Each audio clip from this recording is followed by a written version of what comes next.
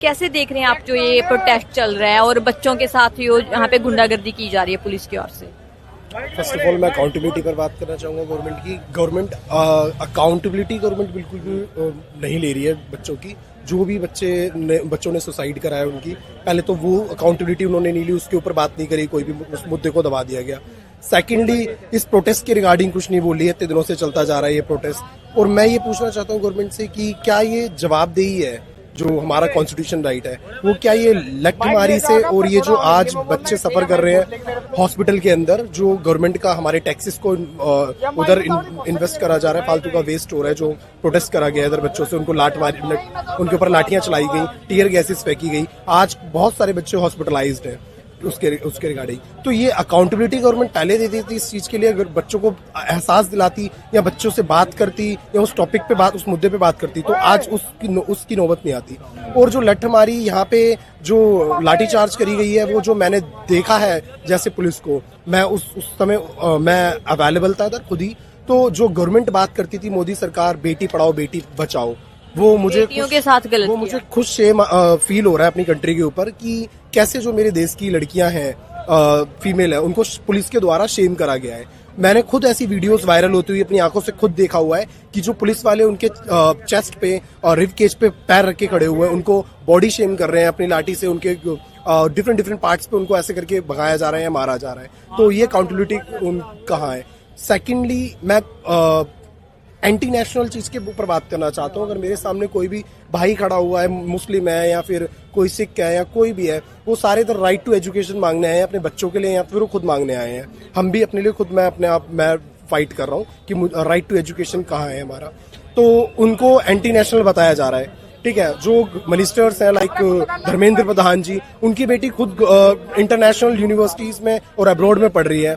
तो मेरे देश के जो बच्चे हैं, स्टूडेंट्स हैं, वो एंटी नेशनल हैं क्या उनकी बेटी एंटी नेशनल है? मैं उनसे क्वेश्चन पूछना चाहता हूँ, ठीक है। सेकेंडली, जो गवर्नमेंट है उसमें जो गवर्नमेंट इलेक्शंस के लिए आती है, सत्ता पर आती है इलेक्ट होने के लिए, तो उनके लिए कोई एग्जाम्स वगैरह नहीं है। अभी मैं 3rd level exam government job के लिए एग्जाम देना चाहता हूँ, MTS की जॉब हो या फिर D लेवल की जॉब हो, उसमें 2 टायर्स 3 टायर्स या 2 फेज में एग्जाम मुझे क्लियर करना पड़ेगा, तब जाके मैं इलेक्ट होऊंगा कि मैं उधर जाके मल्टी टास्किंग जॉब या पियोन की जॉब करूँ।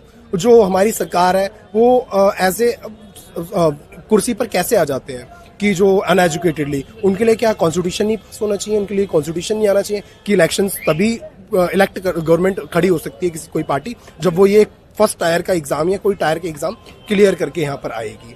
और मैं और भी बात करना चाहता हूँ कुछ मुद्दों पे।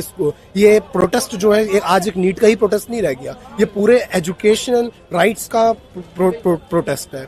बात सिर्फ नीट की ही नहीं है, एजुकेशन में जो मैं इस समय पढ़ रहा था कॉलेज में, उसकी फीस आज से 3 साल बाद 4 साल बाद फीस में, उसमें काफी डिफरेंस वेरिएंस देख रहा हूँ। तो आप ये क्या करना चाहते हो? एक कम्युनिटी को डिफरेंशिएट करना चाहते हो, उसको सेपरेट करना चाहते हो? जो गरीब घर का बच्चा है वो लाख रुपए फीस नहीं भर सकता या 1.5 लाख रुपए फीस नहीं भर सकता, तो वो कॉलेज में नहीं पढ़ पाएगा। तो इन सारे टॉपिक्स को भी ध्यान देना चाहिए। और गवर्नमेंट कहीं ना कहीं खुद प्रूफ करना चाहती है कि हमारे बच्चे इंटरनेशनल या अब्रॉड में पढ़ रहे हैं उनके बच्चे, तो हमारे इंडिया का एजुकेशन सिस्टम बिल्कुल खराब है।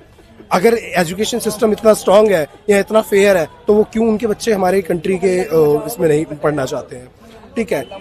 और जो यहाँ पर भगत सिंह जी को डिनोट करने आ रहे हैं लोग बाग, अम्बेडकर जी के नारे लगा रहे हैं, उनको एक पार्टियों से पॉलिटिकल मुद्दे से देखा जा रहा है, पॉलिटिकल चीजों से जोड़ा जा रहा है। वो जय भीम के नारे लगा रहे हैं, अम्बेडकर के नारे लगा रहे हैं, वो हम उनको याद कर रहे हैं, वो कॉन्स्टिट्यूशन को अपने याद कर रहे हैं, राइट टू एजुकेशन को अपने याद कर रहे हैं। यहाँ पर वो उस चीज को एहसास कर रहे हैं कि जो मेरा राइट था एजुकेशन का, वो कहाँ गया, जो हम मेरे को देकर गए थे अम्बेडकर जी। वो इस चीज को डोनेट करना चाहते हैं, ना कि किसी समाजवादी पार्टी को डोनेट करना चाहते हैं, ना किसी पॉलिटिकल मुद्दे पे बात करना चाहते हैं। और ये जो एंटी नेशनल बताया जा रहा है इतनी सारी पब्लिक को, मेरे सामने इतने सारे भाई खड़े हुए हैं, एंटी नेशनल या मुझे बताया जा रहा है, तो मैं एंटी नेशनल अगर हूँ, अगर इतनी सारी पब्लिक एंटी नेशनल है, तो मुझे प्रधान जी का ही इस्तीफा नहीं चाहिए, मुझे होम मिनिस्टर का भी इस्तीफा चाहिए कि इतने सारे एंटी नेशनल या तो पाकिस्तानी कहाँ से घुस बैठे, तो हमारी कंट्री सेफ नहीं है, तो मुझे उनका भी इस्तीफा इसके ऊपर चाहिए। यहाँ कंस्ट्रक्शन में हम क्वालिटी से नहीं खेलते हैं, यहाँ पे कंस्ट्रक्शन फील्ड से नहीं प्रिसीजन से हो रही है। तो genesis Heights project RERA approved है, SBI अप्रूव्ड है, कंस्ट्रक्शन फुल स्विंग पे है। दैट मीन्स आपकी इन्वेस्टमेंट 100% सेफ है।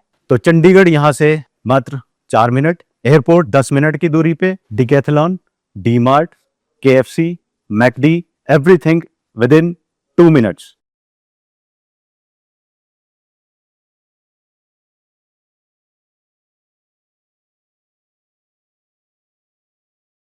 ਇਸੇ ਤਰ੍ਹਾਂ ਦੀਆਂ ਤਾਜ਼ਾ ਤੇ ਨਵੀਆਂ ਖਬਰਾਂ ਦੇਖਣ ਲਈ ਤੁਸੀਂ ਜੁੜੇ ਰਹੋ day to day news India ਦੇ ਨਾਲ ਤੇ day to day news India ਨੂੰ ਲਾਈਕ, ਸ਼ੇਅਰ ਤੇ ਸਬਸਕ੍ਰਾਈਬ ਕਰਨਾ ਨਾ ਭੁੱਲਣਾ। ਧੰਨਵਾਦ।